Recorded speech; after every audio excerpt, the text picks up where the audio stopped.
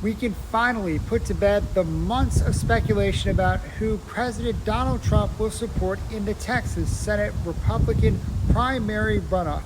He has just endorsed Texas Attorney General Ken Paxton over the incumbent United States Senator John Cornyn.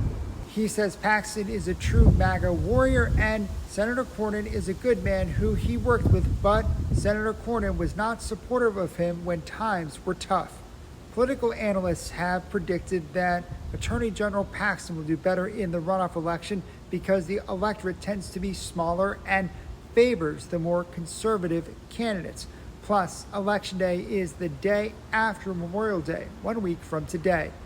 I asked a political expert what this endorsement means for this high-stakes Senate race.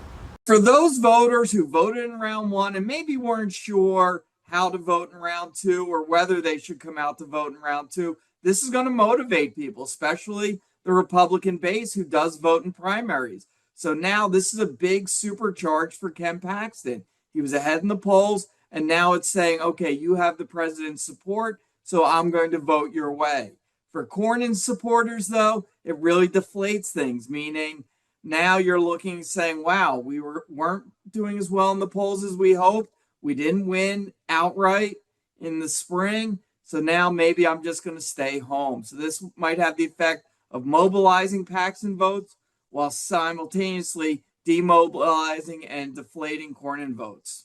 In a social media post, Senator Cornyn said today that he has worked closely with President Trump through both of his presidential terms and voted with President Trump more than 99% of the time, adding it is now time for Texas Republican voters to decide if they want a strong nominee to help the GOP candidates up and down the ballot and defeat State Representative James Salarico in November, or a weak nominee who jeopardizes everything we care about, saying, I trust the Republican voters of Texas.